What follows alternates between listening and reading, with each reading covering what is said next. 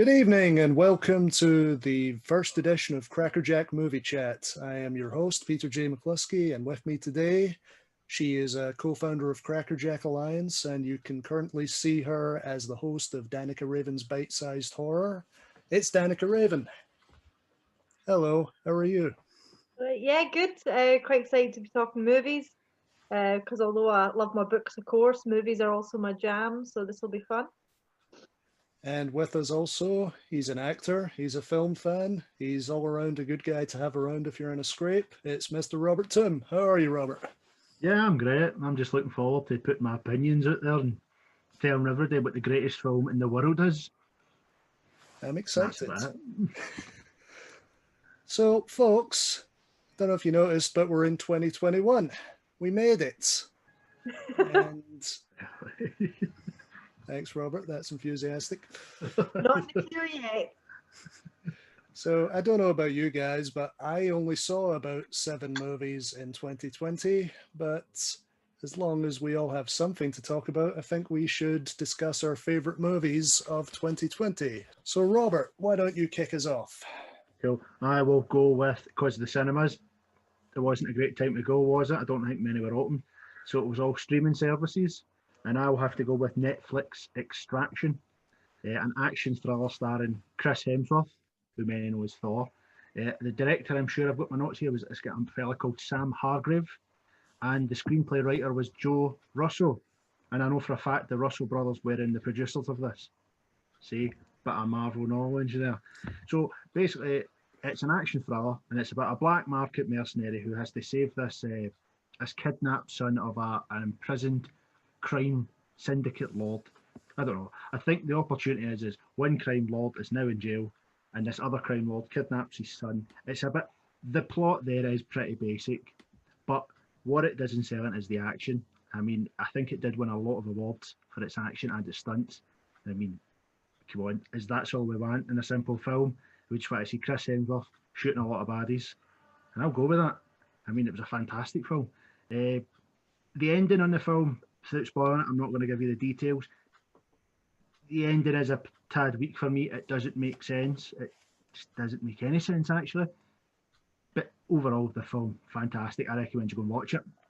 100%. If you want to see just pure action, that's the film. Come on. What medal do you want? Chris Hemsworth in action?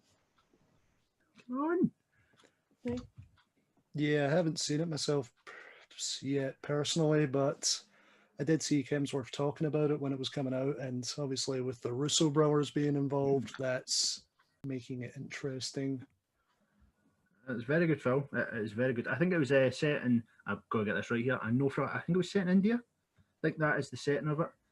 And it's what I liked about it is it very much did look like a lot of Indians were used. I know that sounds weird, but you know, sometimes they seem to pick up to go to folk countries and they don't use the local populace. Mm-hmm. Definitely was a lot of Indian actors in this film, and it was very good. I cannot stress the stunts. The stunts were fantastic. It was so good. And basically, everyone has Netflix, so you have no excuse for not checking this out. And they advertise the absolute madness with it, so I do not buy for a minute that you have not seen it advertised if you have Netflix. Do not come and lie to me. Hey, so Danica, what about you? What was your favourite film of 2020? Well, there was only 2 movies that I actually saw in the cinema at the start of the year. The second of which being Onward, which I loved. It was a Pixar movie. I mean, can't go wrong with a Pixar movie. And it's got a nice balance of fun family adventure, but also serious undertones. Because, so your basic plot, not spoiling anything, this is all in the trailer, is you've got 2 boys who have lost their dad. He died when they were young, and they are given a staff. I think it's the younger one's 18th birthday or something, and he's given a staff and told that he can resurrect his father for a day using this magical staff. But of course, it goes horribly wrong. So they only have enough ability to bring back half of their dad, the bottom half. So they've got this pair of legs following them around. It's a bit mental. Very magic based. A lot of good jokes for those of you who are into your tabletop RPGs and your kind of World of Warcraft type stuff. And just overall a fun family adventure about the importance of family and dealing with loss as well. I was really really in awe of this movie, and I've watched it again a couple times since, now that it's on Disney Plus. And I highly recommend it. I was laughing my ass off most of the way through it. It's really well done, and it's kind of set modern day, even though most of the characters in it are elves or fairies and that sort of thing.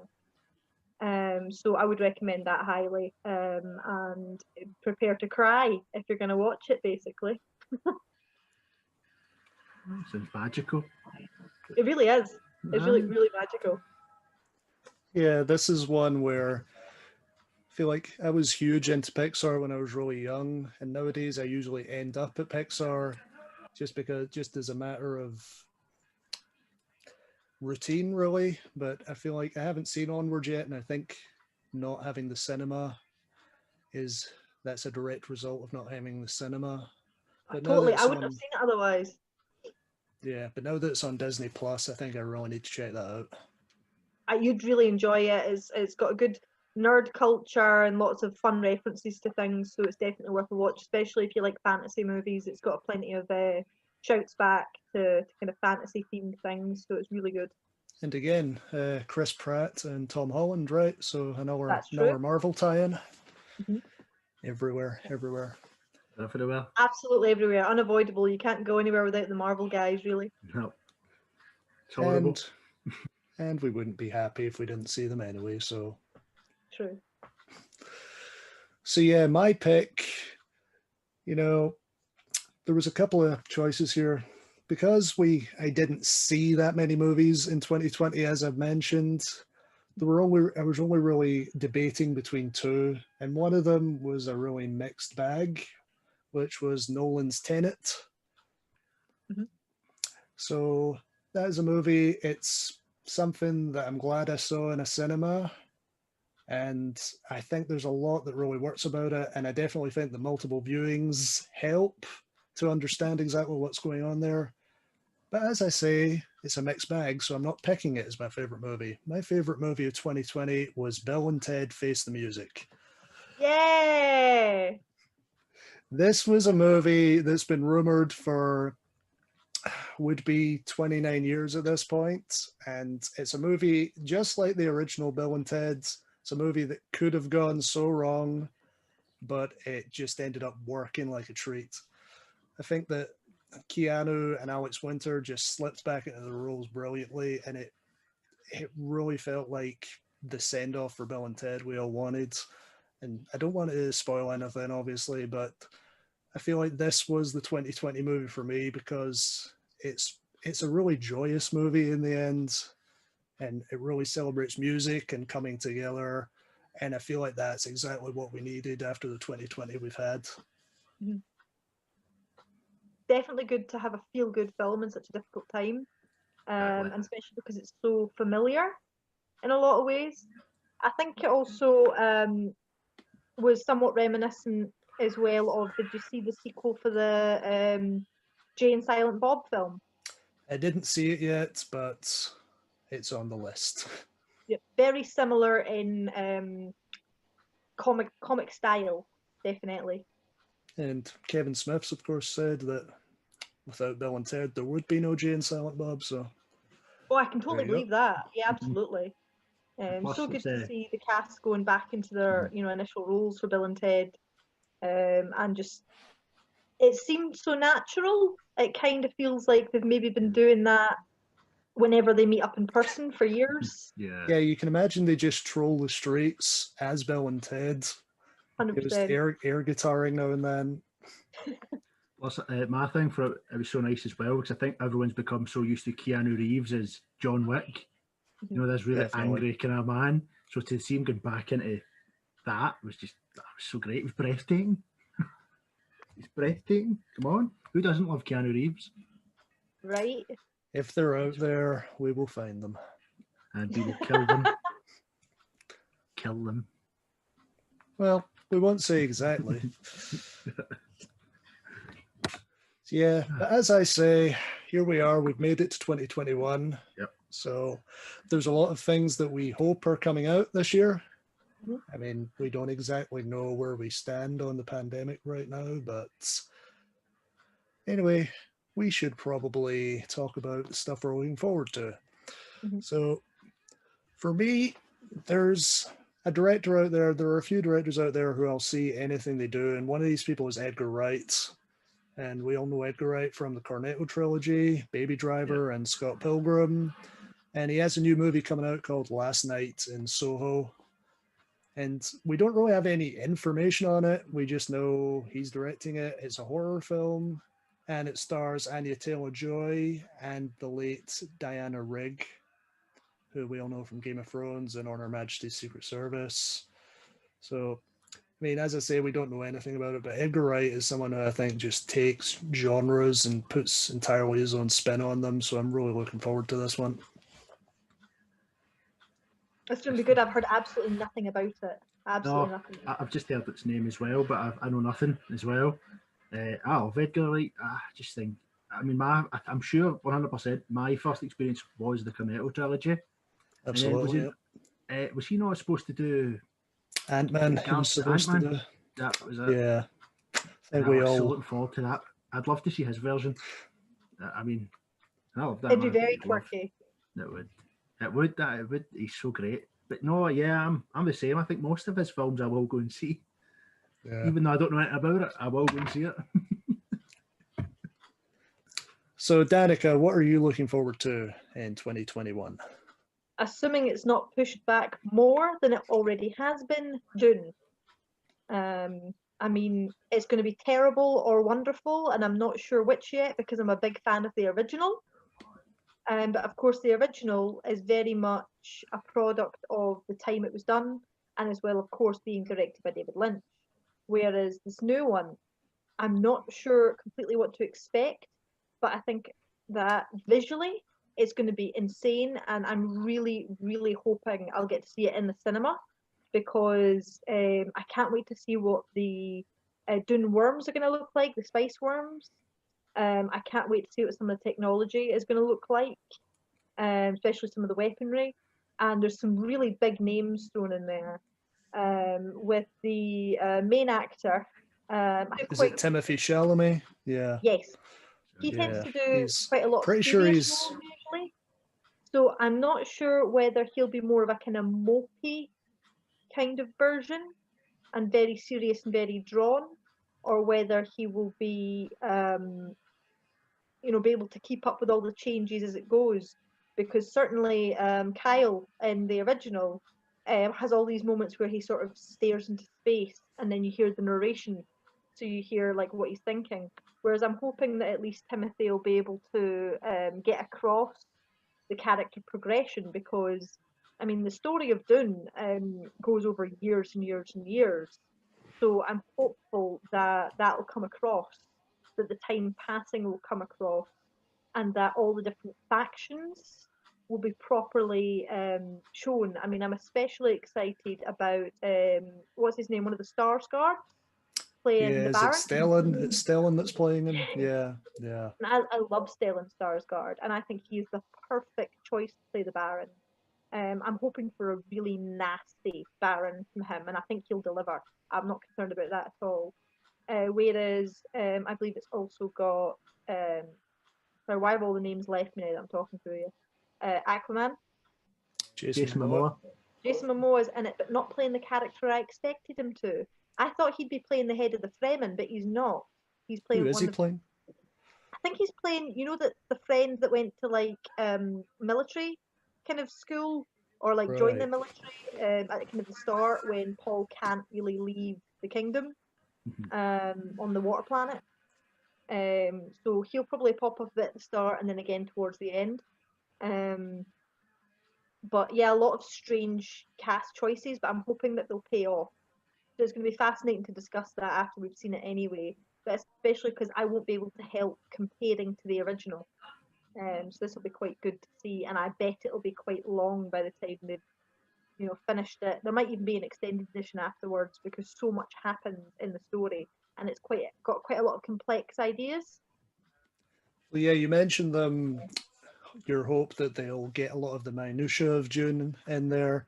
They have said, I'm pretty sure, that they've split the book in two, and they are planning to do the second half of the book as a sequel. So I'd say I didn't know that. yeah. So I'd say that's a good good idea, sign. Yeah. because that at least shows they're going to do it properly. Though, of course, we discussed previously that there has been other attempts at making Dune, but a lot of them follow way too long and would make a full length. Was it not that guy tried to direct an 18-hour long movie and he wasn't going to chop it up? He wanted it all to be one experience. Yeah. Oh, horrible. Yeah, that wouldn't have worked. Though I have heard that he's going to be in discussions and in with some of the artistic choices for the movie, which could be good. But we'll have to see, because you've got to kind of explain the points properly and who's who, because there's so many big players in this storyline. But I think Definitely. especially after films and programs of the current era, like especially things like Game of Thrones, where you've got so many big players, I think that Dune will be easier to do and understand, hopefully, and especially splitting it in two, that should work. Yeah, that's an interesting point. Actually, when you bring up Game of Thrones, you think about something like Dune nowadays, the way they do shows like that. Maybe Dune would have been better as a TV show, but when you say that, they would never have gotten the budget that they have for this film. And also, I know we've discussed recently, I'm a big David Lynch fan, but the original Dune is the one Lynch film I've never been able to sit through. So I'm actually quite excited about the new Dune, and I loved Blade Runner 2049, so I'm interested. Go ahead, Robert. Go ahead, Robert. Was it maybe better than the original Blade Runner? Maybe it was. No. Yes, I'm going to say no. Yes, it was. No. Yes, it was. Bits of it, yes, but not as a whole. And bits of it, you mean all of it? Totally It right. lived- You're totally right. It lived up. It Gosling? lived up. It is not better, but it lived up. Okay. Yes, let's get Ryan Gosling. Come on, who doesn't love Ryan Gosling? And it's not had Harrison Ford in it, but it had. Do you know what reason for me why? Just quickly and off topic, why it was still a good film? Because it was like the most recent Harrison Ford film where he actually cared. That's true. Harrison Ford couldn't care less about Star Wars. If you told me another Indiana Jones, I'm sure he would just go. Well, they're working on it, Robert. They'll get it to you in the next couple of years. That was the last film the man cared about. These days, he's only willing to reprise roles if they're going to kill him off. He's like, I'll do it if you give me a big payoff and it's the last one.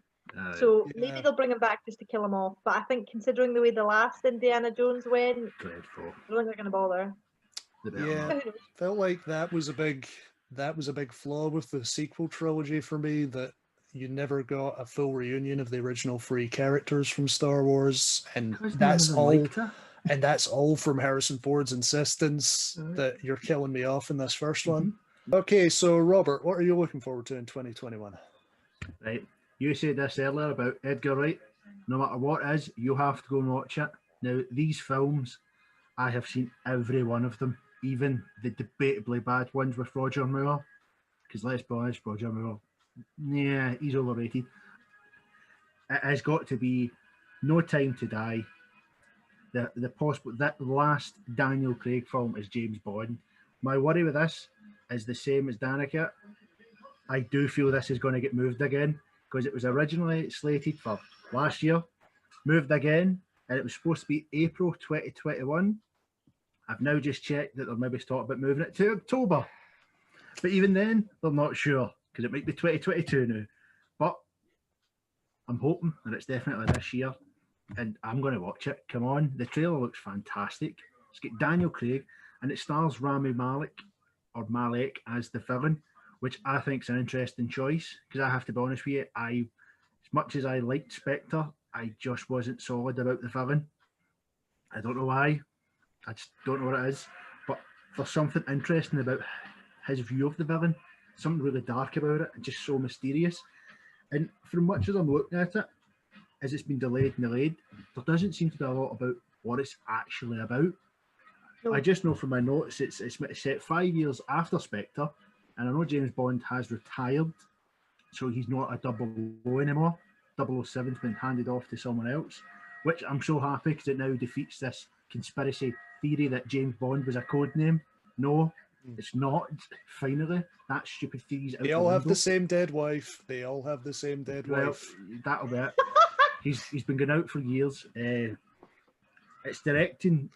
The directing is going to, so a different director again, and I'm going to butcher this name, and I'm sure it's Kari Joji Fuganami or Fuganagi. Fukunaga. There you go. There we go. I knew I was going to butcher it.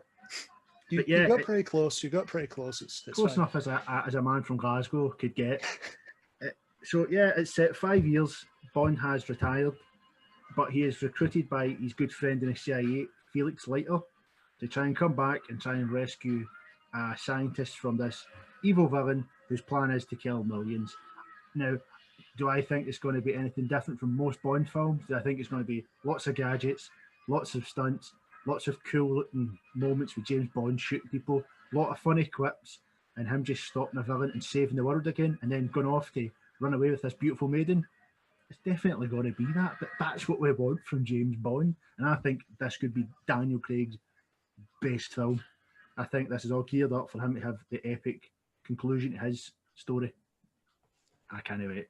I'm all emotional because I like Daniel Craig, and for me, Daniel Craig is on a par with Sean Connery's Bond. Absolutely, because I think his Bond is it's violent, it's right to the point. He's gritty, but he has got that charm. I do think he has got that. I mean, I'll be emotional. I mean, I'll be honest with you, I cried at Skyfall. I seen that in the pictures and I cried. And I'll cry here as well.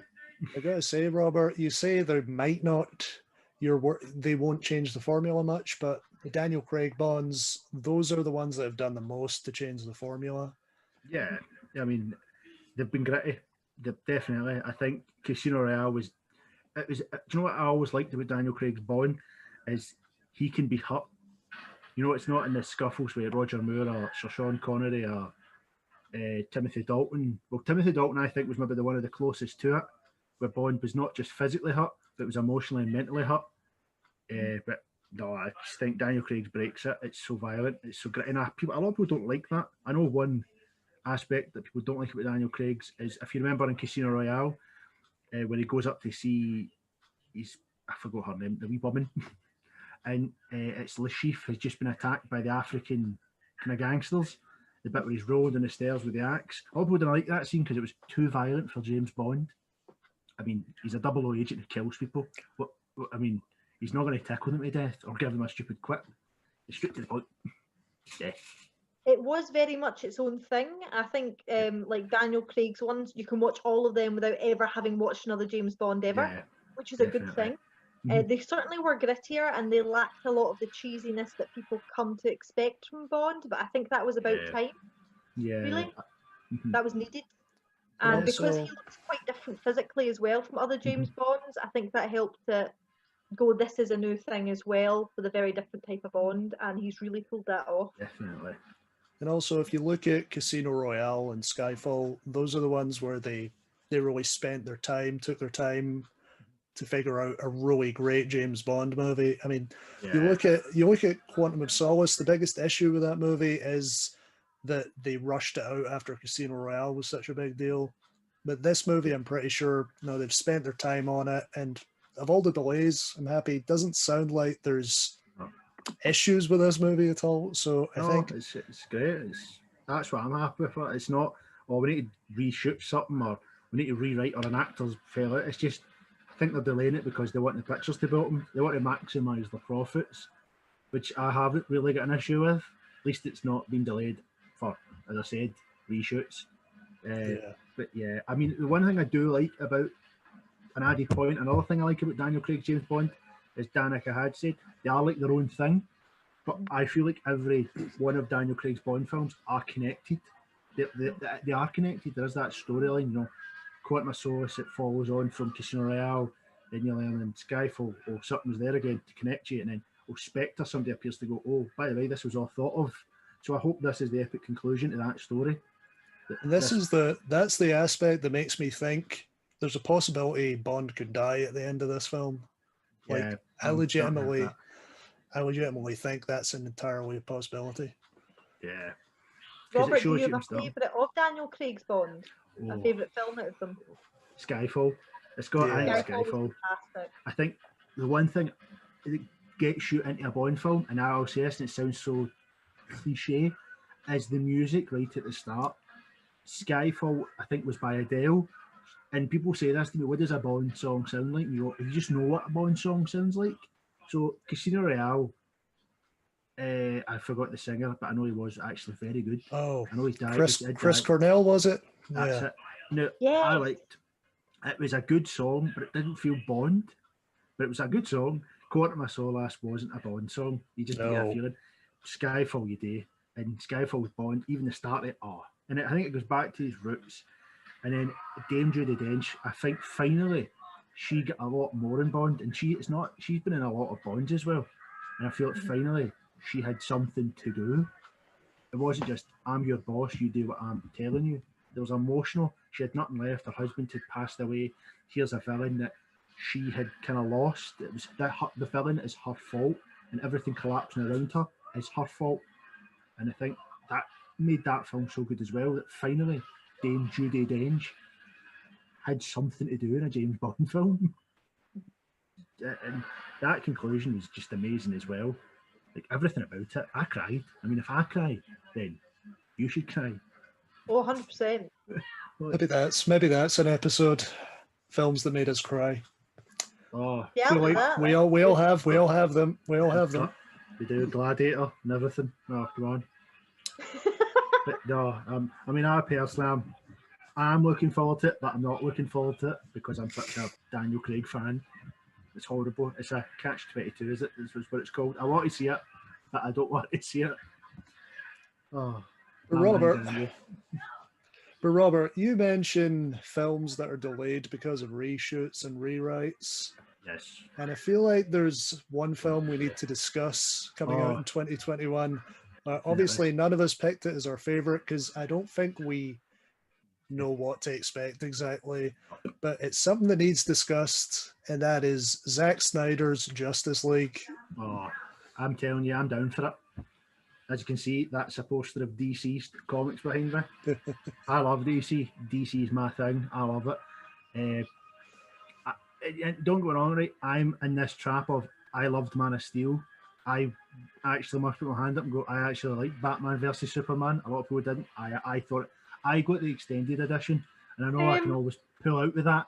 And everybody goes, oh, the extended edition makes it so much better. It genuinely does, right? It cleans up things, and I liked it. Wonder Woman I love. Aquaman I absolutely loved. I'm trying to think. Suicide Squad I actually did like as well. DC's films are hot messes. Justice League, the reshoots of Whedon, you could feel that when you watched the first trailer that came out, and then it was Zack Snyder sadly had to leave because I think there was an issue with his daughter had passed. Yeah. Yes, she did. Yeah. So understandably he had to leave. But as far as most people are concerned, the film is 90% done, and Whedon just had to come in and just film the rest. But then it was all changed, and you could see where it didn't, where it was changed. Because in the first trailer, Ben Affleck's Batman was Nothing all from the trailer was in it. no, and Ben And Affleck's Batman was so different. if you read about the behind the scenes, actually, Oh, that Snyder had a 3-hour version of the film, and then when Yeah. Whedon came in, Warner Brothers said this film is not to be a minute over 2 hours, and that's It was like if a it's film so has been cool. structured at 3 hours, you don't edit it down to 2 hours. It just doesn't work at that point. And a lot of people don't like Zack Snyder. I actually do like his films, from 300 to the remake Dawn of the Dead. I love that. I was really looking forward to his version because I think the one thing I think if you take it from The Watchmen, which is another one of these Zack Snyder comic book films that some people absolutely hate it, but some people absolutely love it. But the one thing I do give him is he gives every character a good amount of time to explore their character arc. I feel like he was definitely going to give everyone in the Justice League this, but Whedon's Justice League just felt, oh, here's Cyborg, he's just appeared, and don't question it, and oh, there's Wonder Woman, she's just came back. Then yeah, Batman's just, I mean, they made Batman feel like a joint character. When Batman leads, He's not just a wee background character. So I'm hoping that Zack Snyder will fully explore Cyborg's traumatic past. It will finally have a darker Batman, because Ben Affleck's Batman built to be dark and gritty and horrible. And that's what I want. I want grittiness.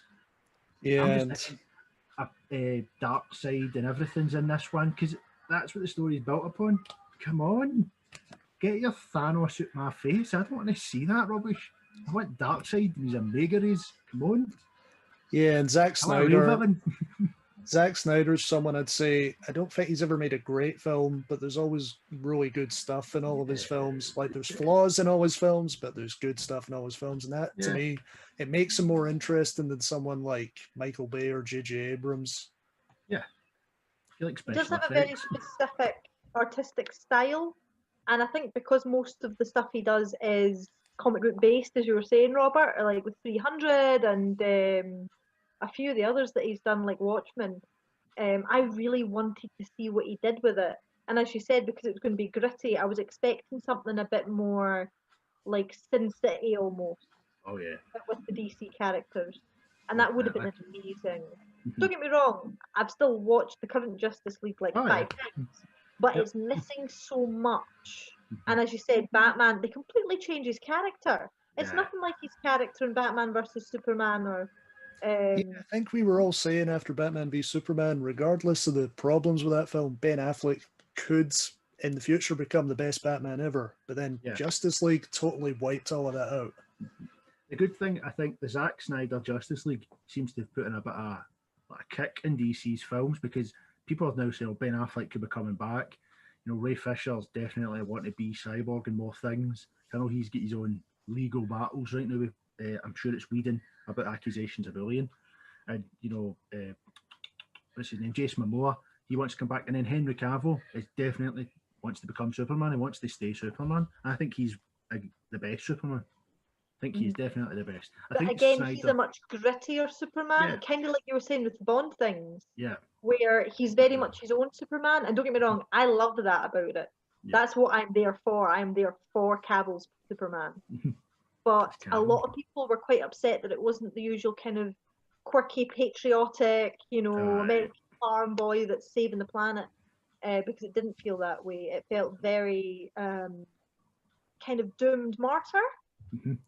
It's definitely like an that. interesting take. I mean, yeah, again, Man of Steel, not a perfect film, but it's an interesting take to show this is someone who's totally unsuited to living on Earth, having to learn how to live on Earth. And that's a different take, and it's cool that they're going that way with Superman. If they bring back Cavill, like, we don't know. They will. They will. They Oh, will. which means we have to discuss the Cavill mustache problem. Do we? Yes. In Whedon's version, I mean, yeah, we do. And I wish they that's just left the mustache there. We would have got over it. We would have got used to it in a few seconds. What? But weird baby mouth is just wrong. you know, he's Not been right. dead. He's been dead. Weird things happen to your body when you're dead. This guy grew a mustache. I mean, the picture showed you Henry Cavill in the black Superman suit. We all wanted the black suit. We were lied to. So Zack Snyder better bring me that black suit, Peter.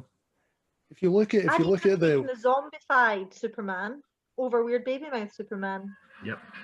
I'll go if with you that. look at the Justice League that was released, every single scene with Superman, he has the weird CGI lip, which just shows how much Whedon changed from whatever Snyder had originally.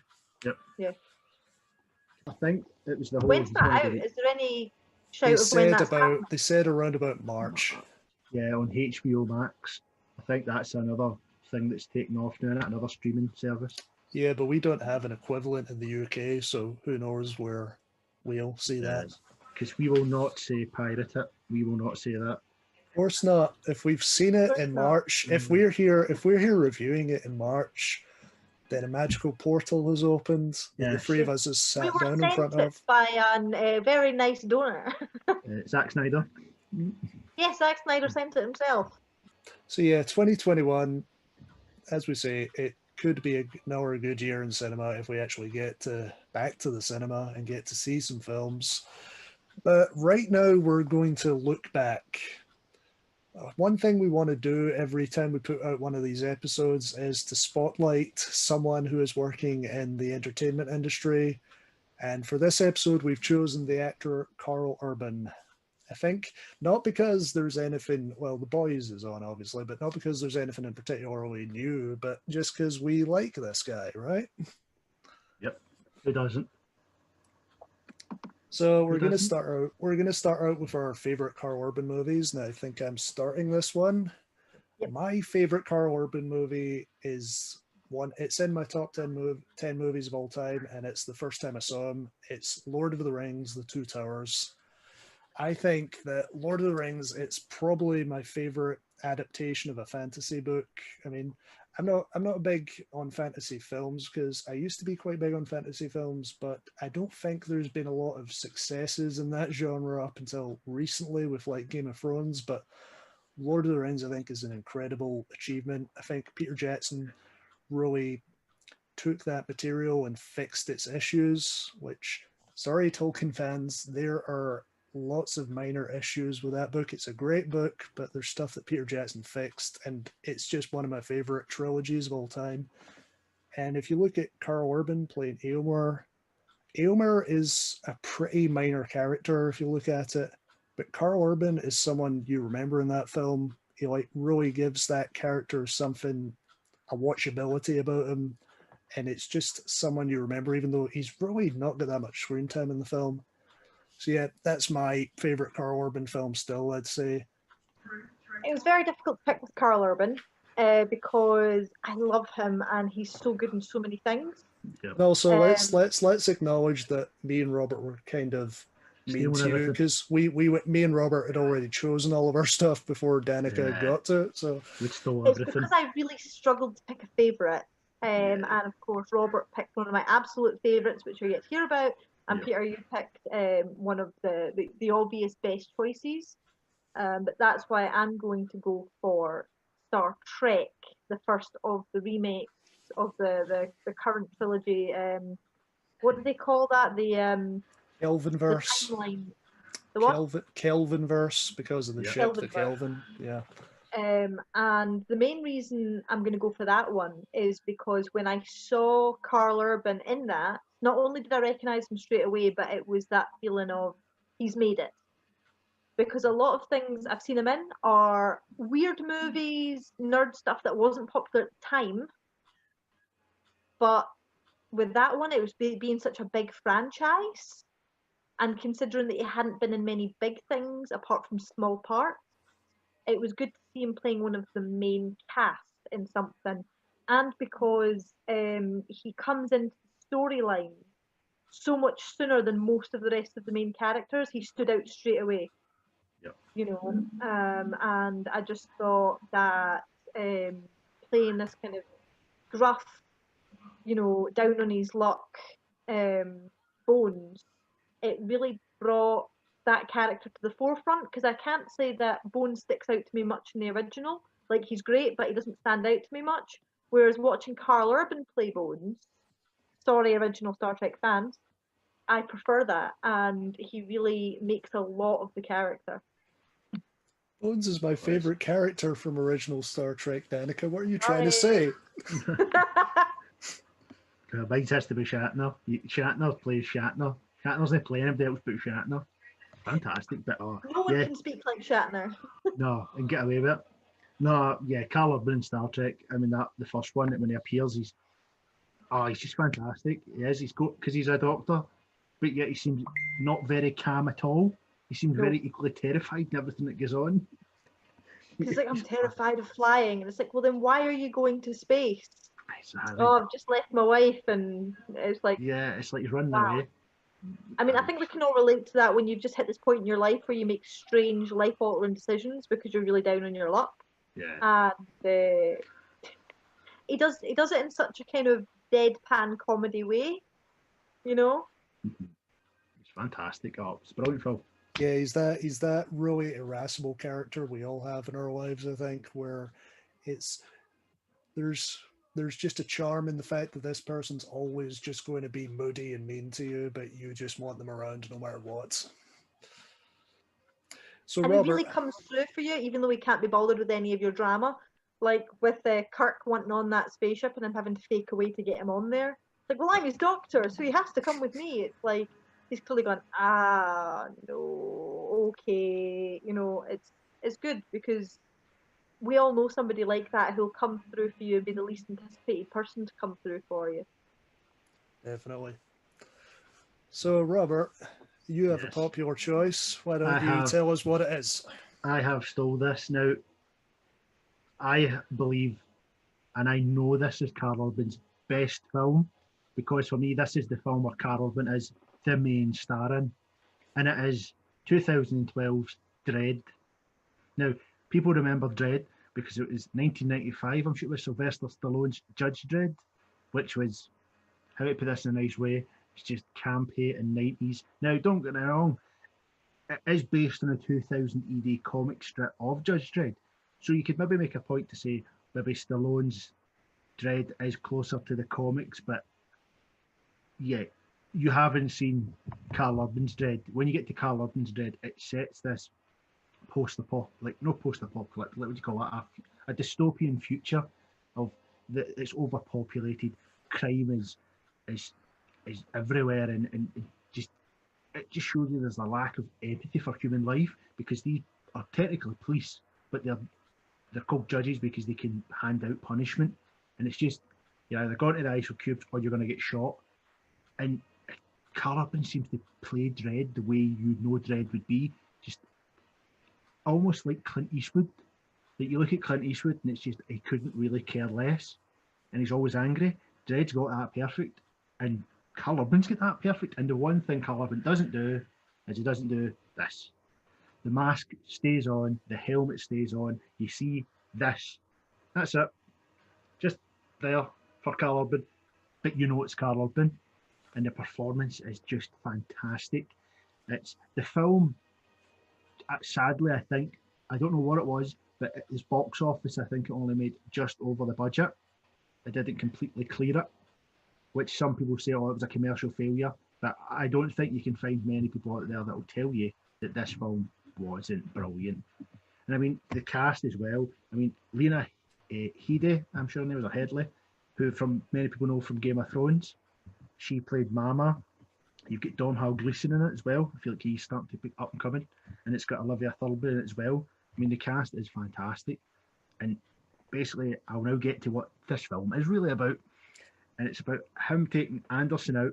He takes this trainee out, and he goes to a cell block. And what's happened is it's all to do with drug busts that went wrong. He's finally grabbed a suspect to interview. It turns out this suspect knows a lot more about a murder that had just happened previously. And Mama, who is the clan of the Mama clan, she's took over the full cell block, and she shuts it down, locks it down. So it's like Die Hard in the future, where they can't escape, but only one man can stop them all. And just everything about it is so good. The special effects are on point. I mean, there is a scene where there's a drug called, I think it's called slow-mo. It's like an inhaler.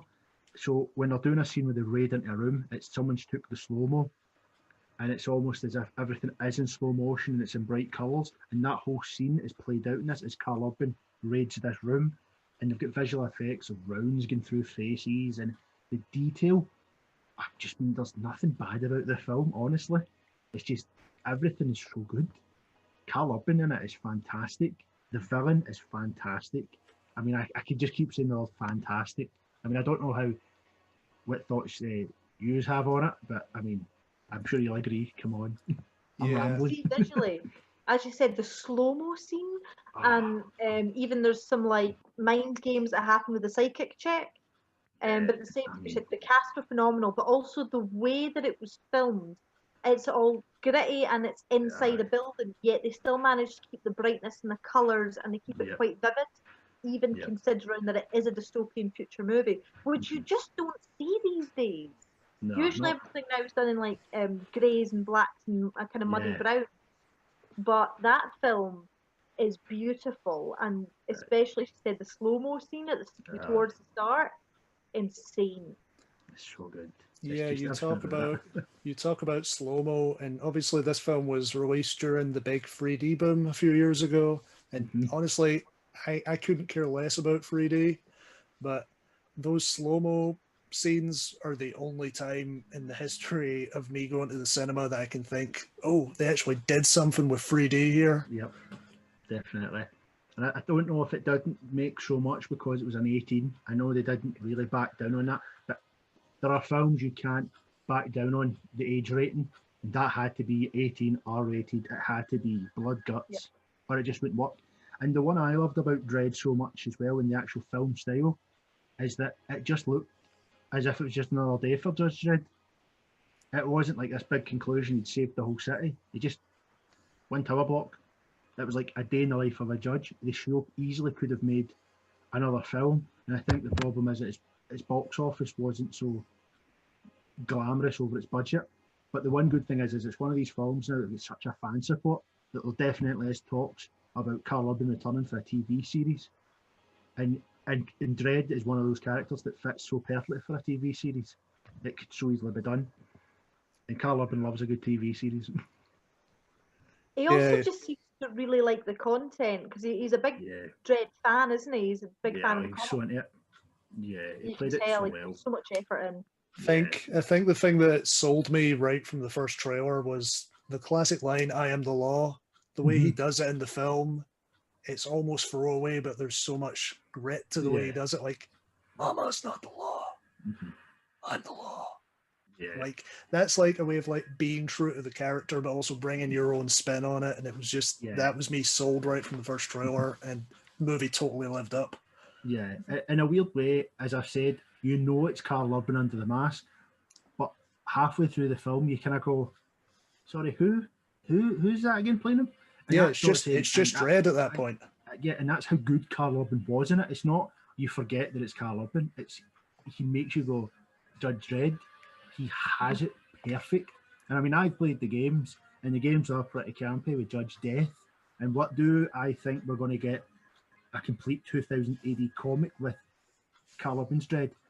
Maybe not, but this is one of the best adaptations I've seen of it. If you don't want an exact rip from the copy, this is it. It's so real as well. Fantastic. How could you not like it? I hope they do make a TV series, because I just need to see Karl Urban do it again. Yep.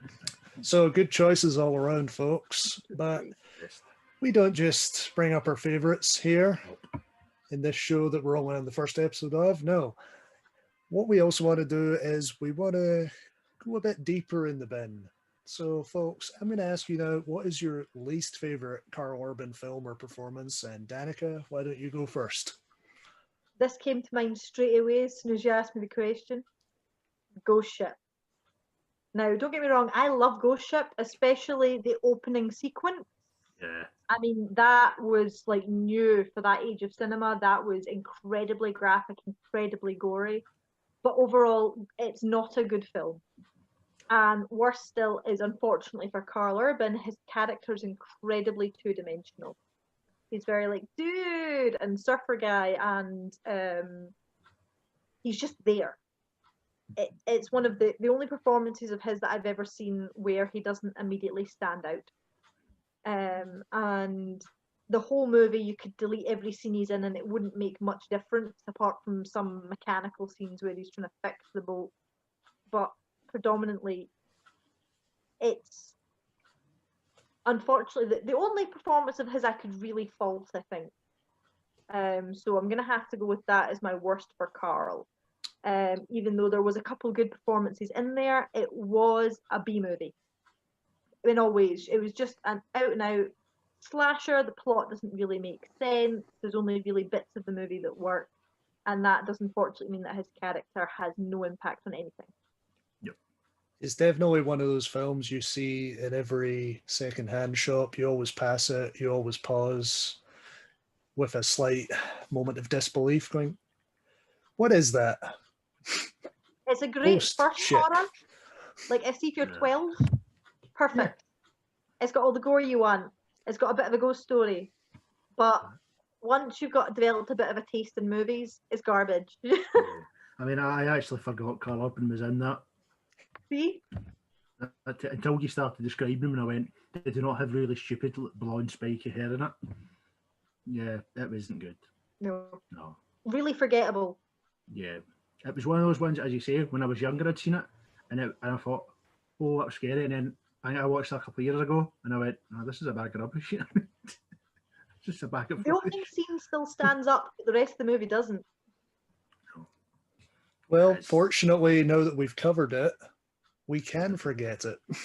Oh, yes. So, folks, I'm a big fan of a little year 2000 sci-fi movie called Pitch Black. I think it's a movie that succeeds by just being this small budget film and introducing this interesting character that's still Vin Diesel's best performance ever, Riddick. But the movie I'm picking here, after that movie was just so great in my opinion, they took the character of Riddick and plugged him into this like overcooked, uninteresting, dull space fantasy film called Chronicles of Riddick. And folks, I can't tell you how much I don't like this film. It is every issue with a movie that's set up. We've seen this problem recently with something like the second Fantastic Beasts film, where you're trying to establish a film that sets up an entire universe and you don't really focus on the plot of that individual film.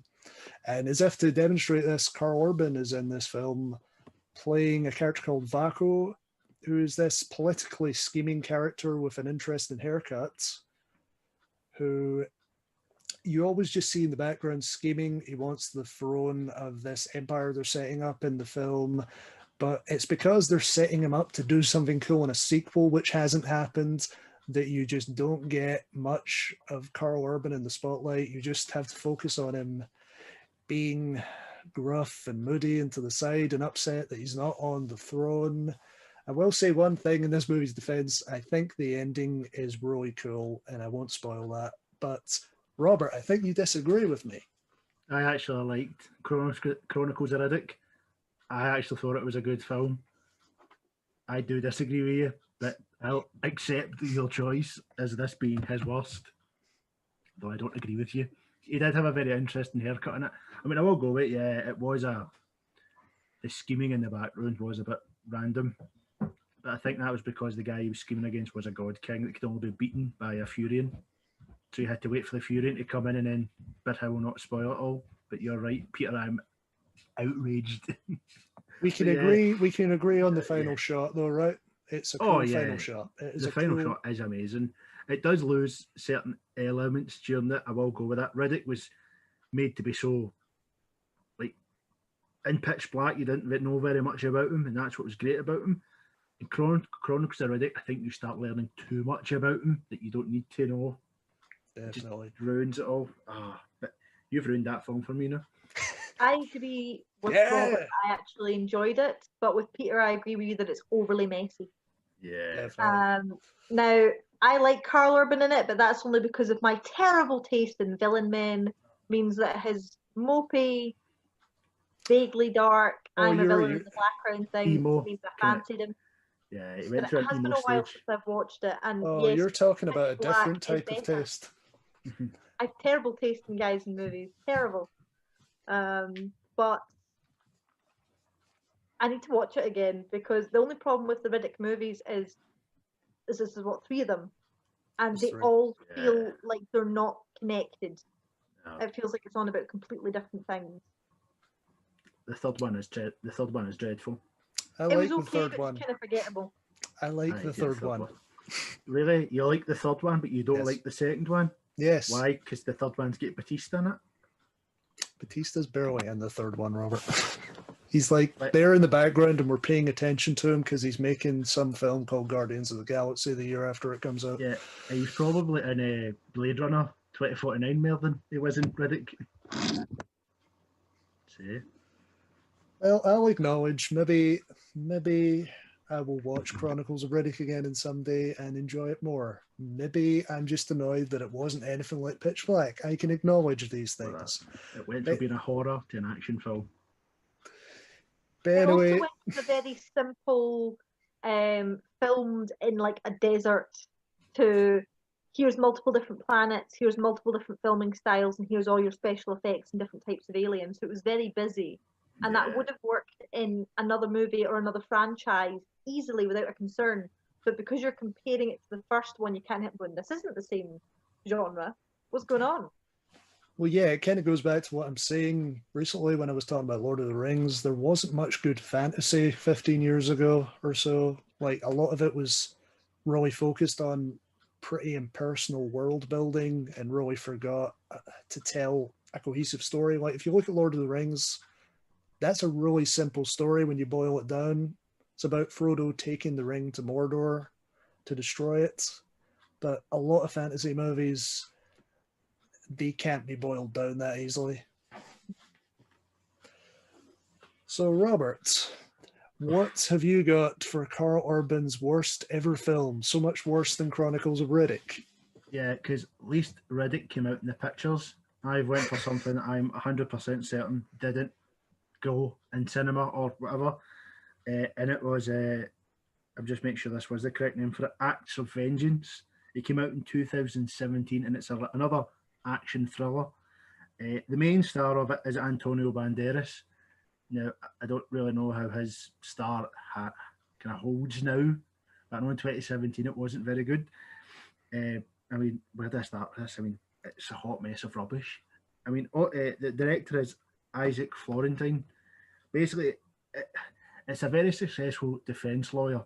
You know, he can get all these criminals off with big murders and, you know, and all these bad people he stops with all stupid technicalities kind of thing. And he's so in it game that he's so loaded, he's so rich, he doesn't really care. And one day his family gets murdered. His wife and his daughter are killed, and he now takes a vow of silence, or so he says, because he does communicate in it. And it's like him now saying, I'm going to become a hero and I'll get vengeance for my wife. All because I think he gets drunk one night and he comes out and he attempts to be mugged and he fights the guy off, but he gets stabbed. So he thinks he's bleeding out and he has these visions now. And this is him. He's going to stop and investigate his own crime. Rubbish kind of thing. So he starts investigating his wife's murder and he meets Karl Urban.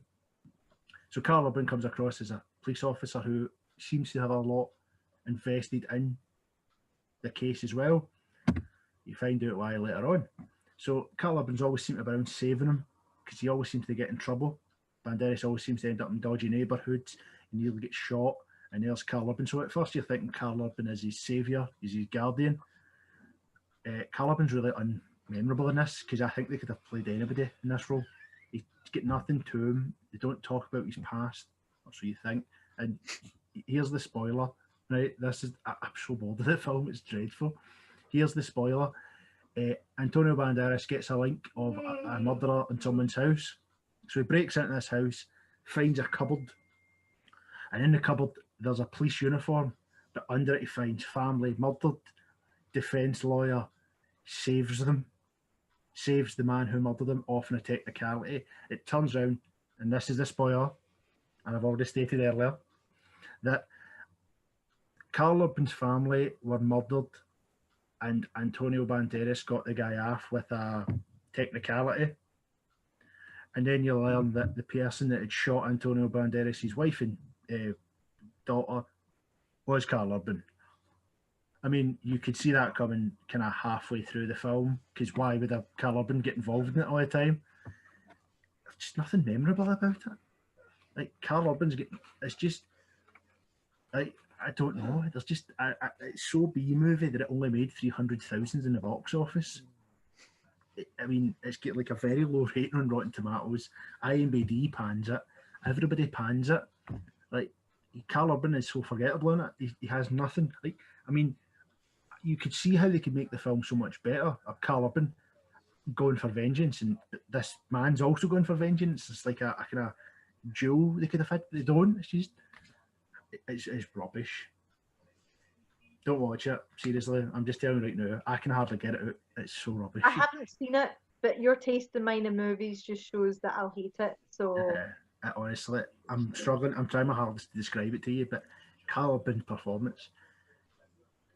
It Yeah. feels almost as if here's like a bag of money.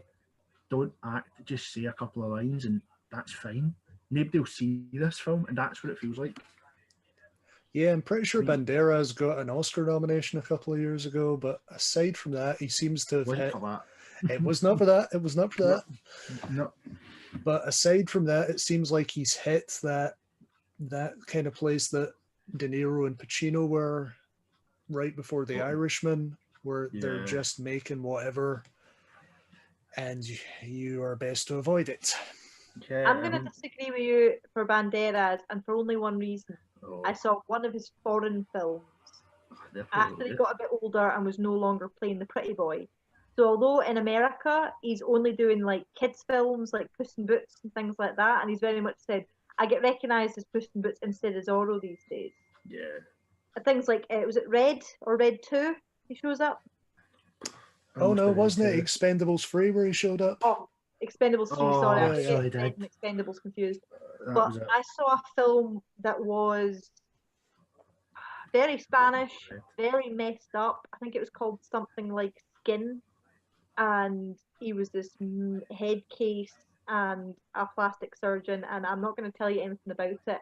I saw it in cinema and it blew my mind, but I don't know if I would ever recommend it to anybody. But it showed that his acting ability is actually way up there. He's really underused in American films because they expect him to play action roles, and now he's getting older, he can't really. Still a handsome bloke, but he's got way more to give acting wise than Hollywood's really going to ever allow. Yeah, I mean, the one thing I would say about acts of vengeance, the only act of vengeance I felt was I wanted the vengeance of my time back for having to watch it.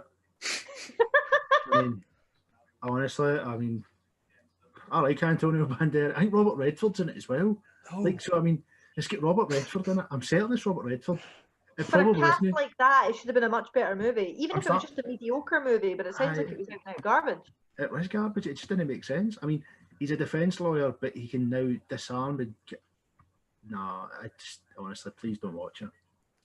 well, let's all just go back to the 90s and remember Mask of Zorro, because And Spy Kids. that's a not Spy Kids. Spy That is Kids. an underrated film. That is, Yeah. So good in that. With Antonio Banderas, we can do that. and we will Not someday. this. We have thousands of actors to cover, and we will get to Banderas. Eventually. Yeah, folks, we're almost done here, but we don't want to end on acts of vengeance. No, we don't. So, folks, I'm going to ask you, what is your wild card pick for Karl Urban, your underrated movie that you don't think a lot of people are giving enough attention to? Robert, why don't you go ahead? Right. I'll be honest with you, I have two. Well, I'm not going to talk about two, I'm just going to talk about one. One of them got previously mentioned only a couple of minutes ago. And if we're talking about Karl Urban's performance, it would be Red. And a lot of people forget that Karl Urban was actually in Red. But it's not Is Red he? that I'm going to... Yes. Yeah, he's the Yeah. agent who's trying to track down Bruce Willis for the full film. And by the way, he is fantastic in it as well. But I'm That's not the thing, talking about because Red. he kind of has to be the kind of funny but kind of the straight guy to Willis, and you need that character, and he pulls it off totally. Yeah, but I'm not here to talk about Red. I'm here to talk about Priest. Now, I think Priest is massively underrated. Priest is another one of these Lionsgate films, because I feel like Lionsgate put out so many good films that they just never seem to be recognised, which annoys the life of me. Now, it stars, the cast, by the way, I think is fantastic. It's got Paul Bettany, he's your hero. Karl Urban's your villain. Karl Urban does make a good villain when he can be bothered. Not acts of vengeance villain, but good villain. Maggie Q. It's got Christopher Plummer in it. And it's got Lily Collins. Do you know her with the eyebrows and the kind of red hair? Yeah. She plays the kidnapped young lassie thing. But anyway, but it's set in another dystopian kind of whole future where humanity's been at war with vampires for years and years, and no matter the sunlight being our saviour, the vampires are faster, stronger, and can always kill quicker. But what happens is it's like the rise of the church has made mega cities that can protect people from these vampires, but you must now basically everyone's Catholic, and it's all live, work, repent, and blessed be to God kind of thing. So the elements of priests are people that are like super soldiers. They have been made, designed, trained to fight vampires. And this is where Paul Bettany's character and Karl Urban's character comes in, because Karl Urban is in fact a priest as well. And the war is near enough finished, so these priests are no longer needed. People think the vampires are just in wee prisons now and they're locked away. But at the start of the film, it shows you it was like a nest to go to, and Karl Urban's character disappears. He's grabbed, he's snatched. It was a trap. So you think he is dead. So the film goes on. Lily Collins has actually been kidnapped by vampires. So Paul Bettany has went against the church, went against Christopher Plummer to go and rescue her with the help of a young sheriff from a local town. And Maggie Q is another priest who's been sent to technically grab Paul Bettany and say, come back to the church, you'll be excommunicated. But she then joins him because she believes Paul Bettany and the vampires are rising. Now, Karl Urban is fantastic in this. Karl Urban has been bitten. He's now a priest / vampire hybrid. Because the vampires and priests aren't your typical, this is what they look like, except they've got big teeth and they're all sexy. That kind of rubbish. Now people say vampires like Twilight and, Dracula. No, they're monsters that can't really see and they've got big teeth and they're horrible. But Karl Urban is still human, but with big gnashers and coloured eyes. But he wears like a cowboy hat and he's got a long overcoat, and there's something quite playful about him, but yet equally villainous. Like he isn't just angry villain, he's jokey. He's totally chaotic evil. Yeah, he's so good in it. He's so scary, and the way he does it is he makes it as if he's all nice to Lily Collins, but he's equally like, well, look, you're in this cage for your safety, and it just shows you all the vampires that would love to eat her. And Paul Bettany is good in it as well. I feel like this would be my shout for one of Paul Bettany's underrated films. Oh, 100%. I mean, Paul Bettany's great in it. Paul Bettany's got that look of just being so just dead to the task. This is what I'll do, and I don't care who I need to get rid of. But I feel that the CGI is epic. The kind of fight scenes they've got in it is epic.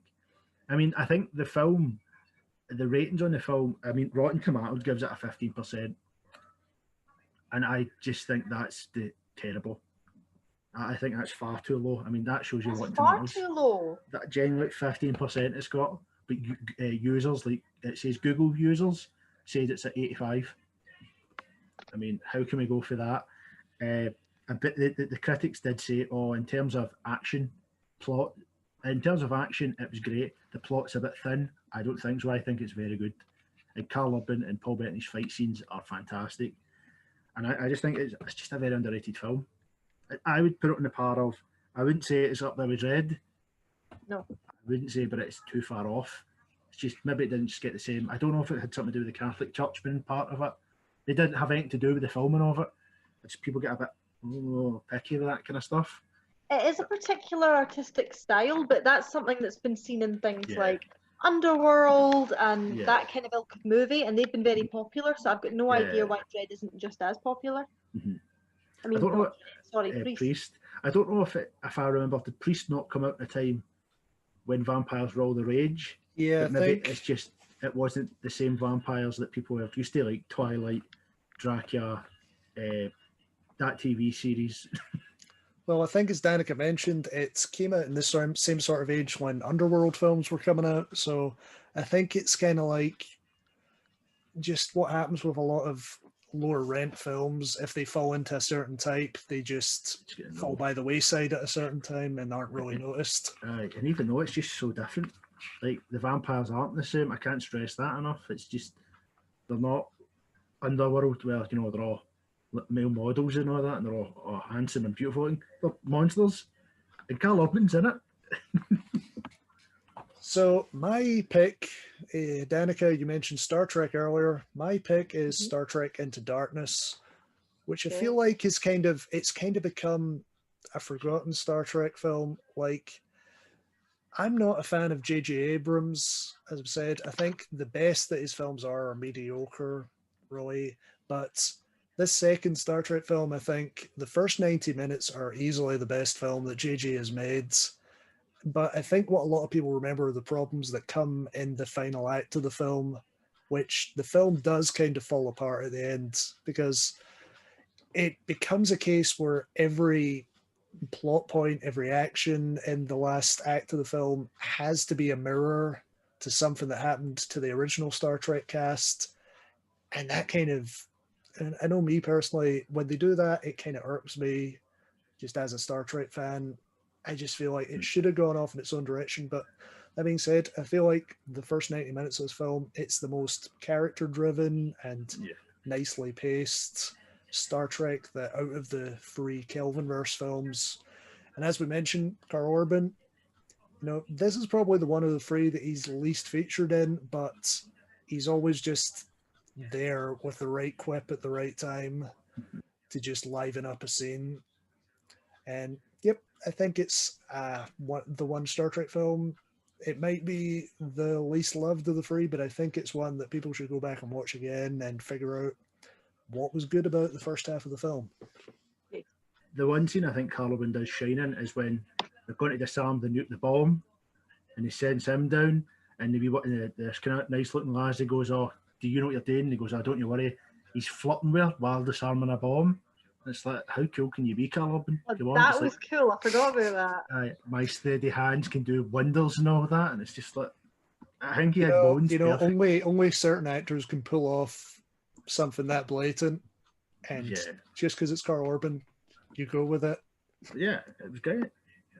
He was very good. And for the short time that he was in it, or featured in it, he was fantastic. He always steals a scene, I think. Definitely. It is great. I love Karl Urban.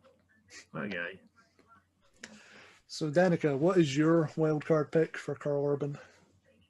Well, this is, again, one where it immediately came to mind because I was watching it again a couple of days ago. For me, it's Thor Ragnarok.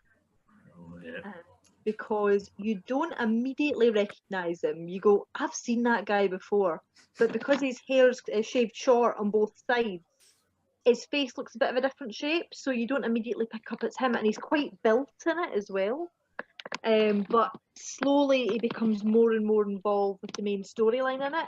He starts off, you think that he's just a little bit character, because it's all kind of jokey, and like he's taking over for Heimdall, and he's pure trying to chat up some women, and he's just a bit of a daft idiot, and you're like, how did he get into this position? But then once the plot properly introduces the baddie, in this case being Hela, for anyone who hasn't seen the film, though I don't know how anyone could not have seen the film, he is basically asked if he wants to keep his life, does he want to become the main underling for Hela? And of course, the way that all the Asgardians are, they'd all say no, but he says yes because he's a bit more of a weasel. But he then learns and realizes that he's in the wrong. And for an underling, a minor character, to have such a story arc, I think only worked because it was Karl Urban. There's some scenes where you can really see him fighting with himself, and you go, he thinks he's a badass, but he's just realized that he's not, and that makes him a much better character, and it means that he ends up almost being the main character of Thor, to be honest. If you cut out the fact that Thor and Loki are having fights and are on another planet for half the movie, when it comes down to it, the one that's actually in the middle of the drama with the main villain is Karl. Definitely. Yep. Yeah, Ragnarok. I think Ragnarok is a strange one for the three of us, because I feel like you two agree with me. I had a very mixed opinion of Ragnarok the first time I saw it. Like, I went in expecting, obviously, conclusion to the trilogy, and if you read the Ragnarok comic, it's a very dark story. Like, right from the off, it's set up, okay, Thor is probably going to die. Like, maybe he'll stop Ragnarok, but he will die by the end of this. And it's just a really depressing start and but if you watch the film, I was just so taken aback by how jokey everything was. And I just couldn't get into it the first time I watched it. Rewatching it, I've managed to appreciate it. Like, Danica, you've mentioned previously, if you go into expecting the 1980 Flash Gordon film, Yes. then you're going to get something along those lines. But yeah, but You I can would still tell- say, Yep. I would still say that the actual dramatic parts of Ragnarok, those are some of the weakest moments in the MCU for me, because it doesn't feel like Taika Waititi is fully invested in those moments so much as he is in his jokes. So it's kind of a mixed bag, but I've grown to enjoy it a lot more than I did initially. And Karl Urban is funny and a good character in that film. I think Yeah. that it's quite possible that Waititi is probably a fan of sci-fi from the kind of 80s and 90s and earlier. And he definitely hits a lot of those kind of 80s feels. And the visuals are stunning, but as you say, I expected something a lot darker, and I was very disappointed and very angry the first time I watched it. Because it's got all the cast I like. I mean, I love Kate Blanchett especially. I love her. And the I'd fact say that she's she didn't actually get quite her underused full- in Ragnarok. Yeah, Yep. it's like they took the piss out of how scary she was, and she was actually pretty scary. Yep. And you could have really like dwelt on that and built up on it, but instead it was more like, well, she's scary and she's serious, but look at all this other stuff that's going on. And it was basically two films. So you've got Heimdall and the others hiding, you've got her taking over, you've got the exposure of who Odin really was, which was all very serious, and then the other side you've got the Hulk and his Hulk in space stuff, which was so much lighter. And Jeff Goldblum. yeah, and Jeff Goldblum. And don't get me wrong, hilarious, but it's a different movie altogether. It's very Flash Gordon. Yeah. It's just so stupid and cheesy. Almost what might have helped it would have been if Taika had done Thor 2 before this and Yeah. What would have settled. helped if we got a Snyder cut? Yep. Or if we just got a dark Ragnarok, like the comic suggests we did go, and like the way it was sent What up. he Was said. it in? What he said. Was it in one of the Avengers films as well? Age of Ultron, where Mhm. Chris Hemsworth has the visions and he meets a dark Heimdall with the eyes. Oh, you've done this to us, and Ragnarok is coming. Did we get that? Yeah. No, did we? If you consider that is where we left Thor before Ragnarok, and the fact that Infinity War came right after Ragnarok, it's just it's an entertaining film, but it sits weird in the MCU overall. Yeah, and it ruined Thor's character because Thor just became a complete chomp. And Yeah, that's the then, way I call him, a then chomp. Infinity War saved Thor for me personally. And then Endgame brought it right back again. Yeah, I like what they do with Thor in Endgame. No. Endgame was interesting because with Thor's character, it was a bit more of a mixed bag. So you still had some of the Ragnarok kind of comedy with it because he was a bit more emotionally kind of destroyed. So he was a bit more of a quirky character. But it did also bring elements of the previous two Thor films as well, kind of into that. So I think that helped because it was more balanced. Yeah. But again, Definitely. I think anticipation going into a film really does affect how well you enjoy it. Mhm. Any other films that are worth mentioning for Carl while we're at it? Yeah, another Karl Urban film I'd throw out would be The Bourne Supremacy. Yes. Like he's sort of the main hitman that Bourne goes up against in that film, and I'm a big fan of the first three Bourne films in general, and that's the one that kind of registered least for me when I originally watched the Bourne films, but it's really solid when I go back to it. And Karl Urban, I don't even think he speaks in the film, but he has a lot of menace and presence to him. It's a good one. You should check it out. Yeah. I do feel like if we're going to talk about films here, about Karl Urban, the fact that I know people are watching this but want to talk about it, I feel like we do need to talk about Doom for just a little bit. Go right ahead, sir. Go right ahead. Right. Yep. Now, all honourable mentions time. Yeah. Doom was either going to be in my underrated or my most like the dreadful film because I still haven't decided. I actually like Doom. Doom is not anything like Doom the games. I know this. Doom the games are about other hell dimensions, and that was about stupid scientists messing about with biology. I don't even know what it was about, but it was good. Karl Urban was good in it. He was the hero that we needed to. It wasn't 100% goody two shoes in it. He was tough and he was heroic, especially he knew when to turn around and go enough is enough, and to basically show that he is better than Dwayne Johnson. because Dwayne Johnson's a complete and utter div. But Doom is, come on, Doom's one of these ones. We can't talk about Karl Urban and not talk about Doom. I just don't know where I put Doom. Underrated or dreadful?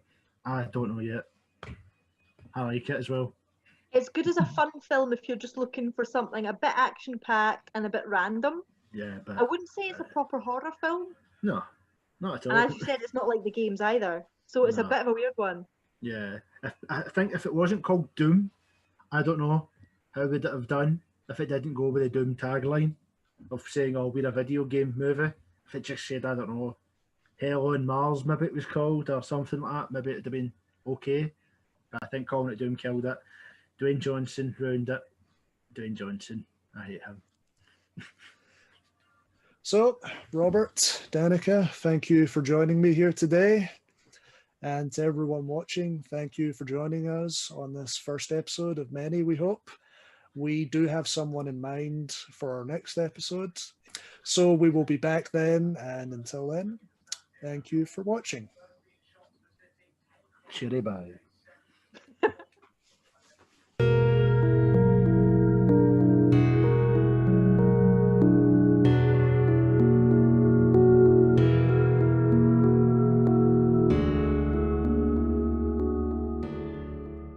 Felt like that was a big flaw with the sequel trilogy for me, that you never got a full reunion of the original three characters from Star Wars, and that's all from Harrison Ford's insistence that you're killing me off in this first one.